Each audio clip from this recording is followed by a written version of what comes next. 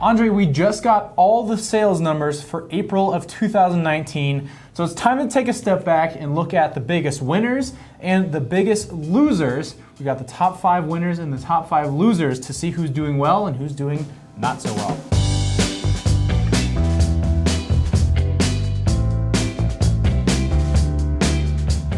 And at the end of this video, we've got some surprising news about safety information on one of the best-selling vehicles here in the United States. So you're gonna have to stick around to hear that information at the end of this episode. But let's just jump right in, and the number 5 winner is the Toyota RAV4. This April, they sold 34,139 RAV4s. That's an improvement of 10.1% over the same time last year. But the big deal here, Andre, is that the RAV4 is the best-selling vehicle in the United States right now.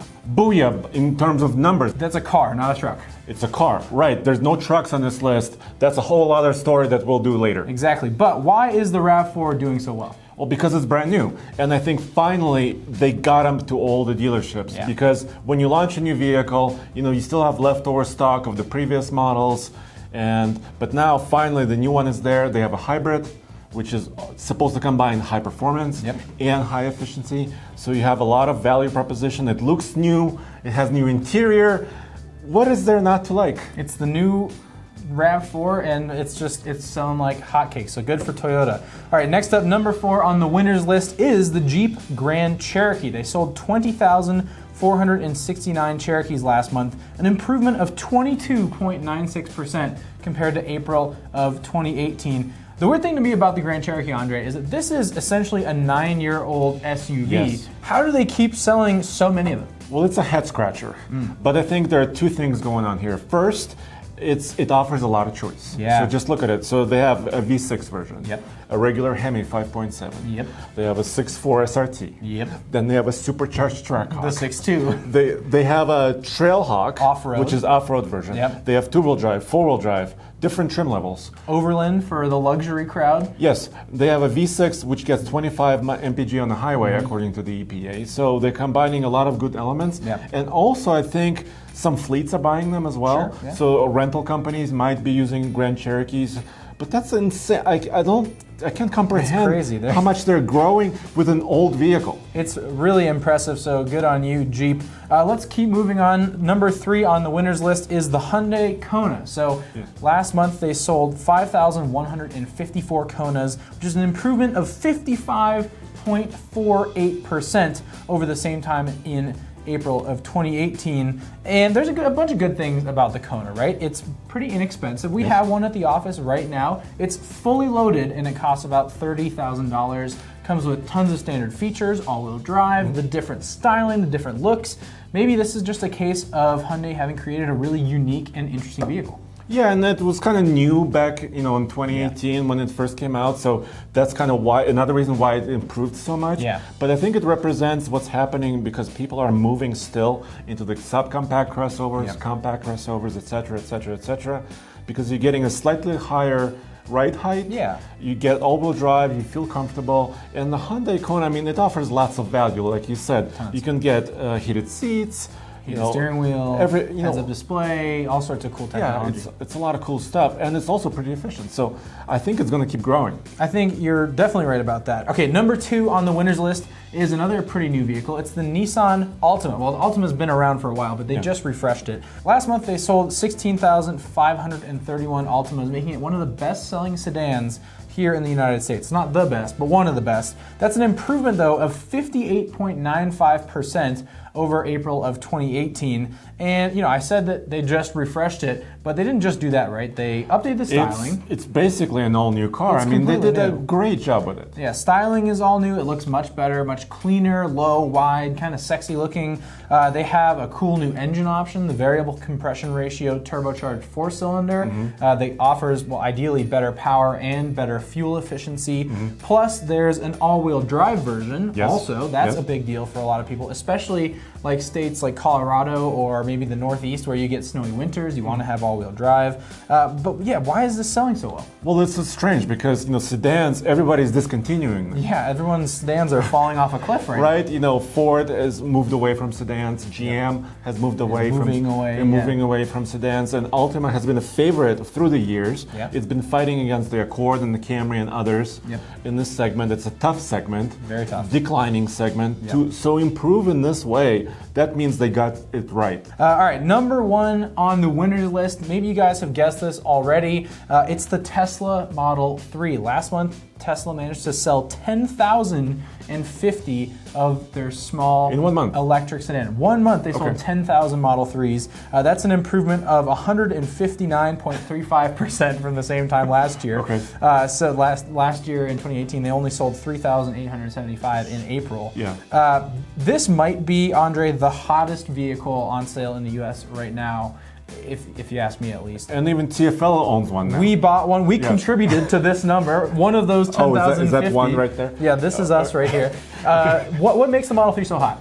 Well, first of all, back in 2018, they were still launching the car. There was a little bit slow going. They had issues ramping up production. Elon Musk was sleeping at the factory. There was all these things happening.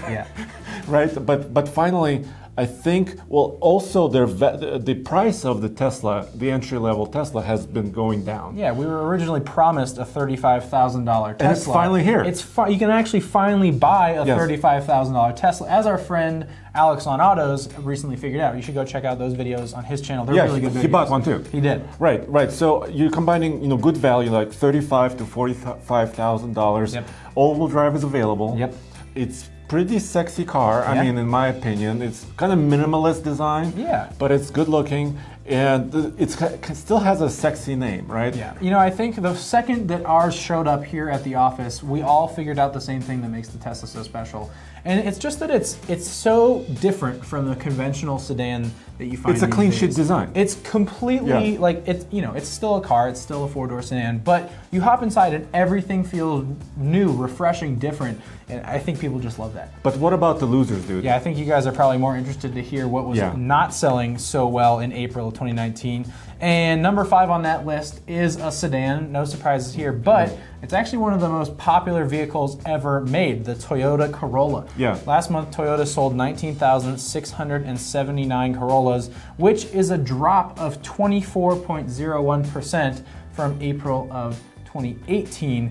And there's a couple of things that could explain this pretty well, actually. So, as some of you guys may know, a brand new Corolla sedan was just introduced by Toyota earlier this year, and those are just finally starting to hit dealerships. Circulate through, and I think for a while, whenever there's that transition from the old model to the new model, sales take a bit of a dip. But also, sedans are just not that hot right now. Right, and it's interesting because there's also the hatchback, right? Yeah, there's the hatchback. That's been redesigned also, and it's also entering the market. And they're both really good cars. Yeah, you've reviewed both of them, right? Yeah, they're both really excellent, actually. Yeah, we have videos of that on this channel and also TFL Cars, so you can check it out.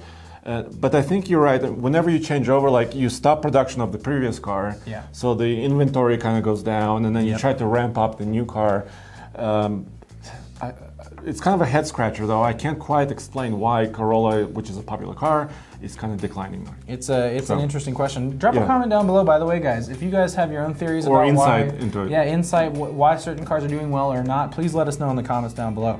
Okay, number 4, I think is going to be really surprising for a lot of people. It's the Jeep Wrangler. Last month they sold 22,422 Wranglers, which is actually it's a lot of Wranglers still, but compared to April of 2018. That's 24.7% less than they sold in the same month last year. So why is this happening? Well, partially, one of the biggest reasons is back in April of 18, they were still selling the JK alongside the JL. It was kind of ramping down.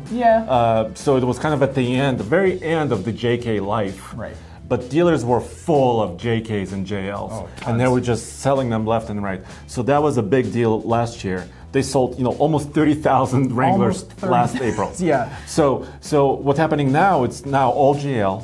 And I think that's, like you were saying, it's kind of a true number for JL. So that's this feels like not counting anything else. It feels like a more honest figure, right? If you're just talking about the most current model, I mean, sure, the JK, they sold a good number of those. That inflated the number last year. And still, if you take this number and push it out over 12 months, they're going to sell 250,000 Wranglers. It's still huge. Anyways, so yes. It's not like they're exactly suffering, but it's interesting to see how much that number dipped after the JK stopped going on sale. Yes. Should we keep moving on? What's next? Okay, number 3 is the Kia Stinger. This is a car that I think all of us here in the office love. Last month, Kia only sold 939 Stingers.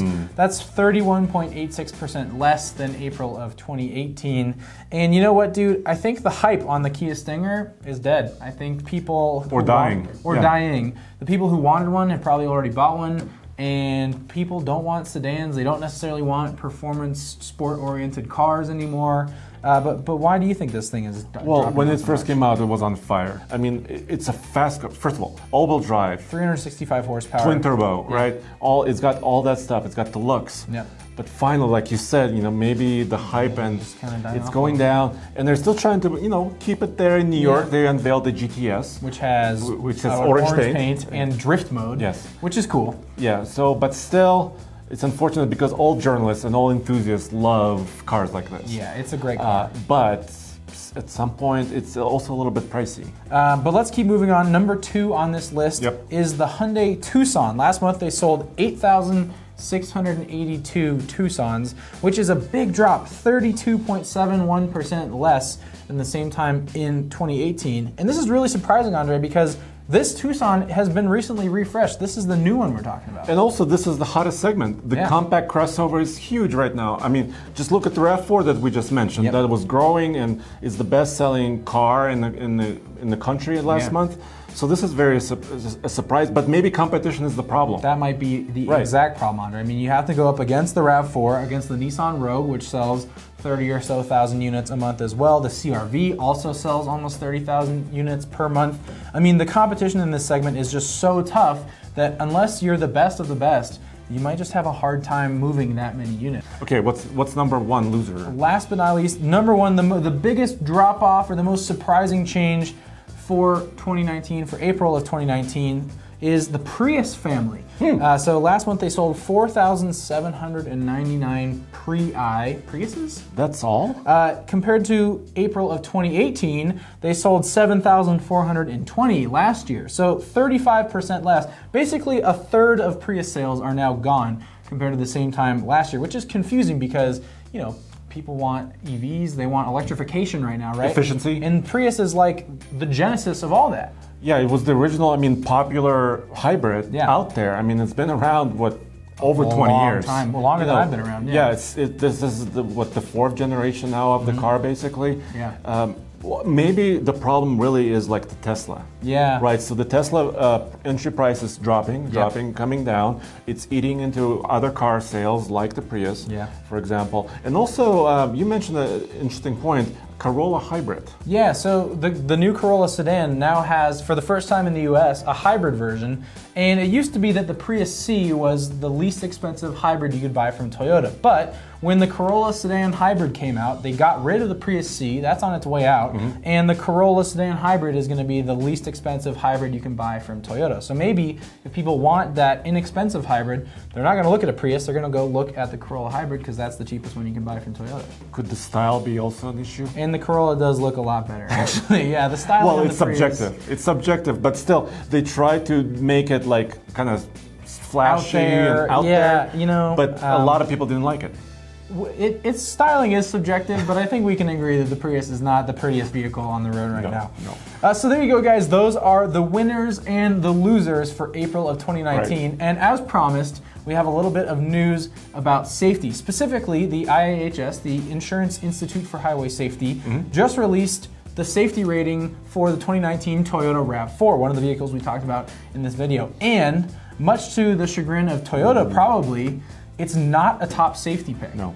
So what happened was they basically nailed every single test. So except for one. Except for one. Which dropped them. Right. Test. So all the crash testing was great. Yeah.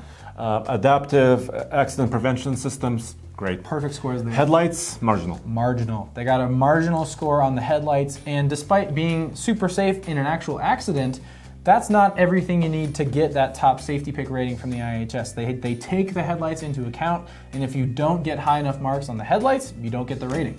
Yeah, you gotta get, it's like taking a test, right? And if you don't pass, 99%, yeah, you're done. It's a very hard test. So it's still a very safe vehicle in an accident. They actually got one of the harder ones, which was the passenger side front overlap. They got a good rating on that. You can take a look at the rating. Everything is good except for the headlights, and that's why it didn't get the top safety pick. So there you go, guys. That is the winners, the losers, some safety news, and for the Fastlane Car, I'm Mike Curtis. And I'm Andre. And we'll see you guys next time.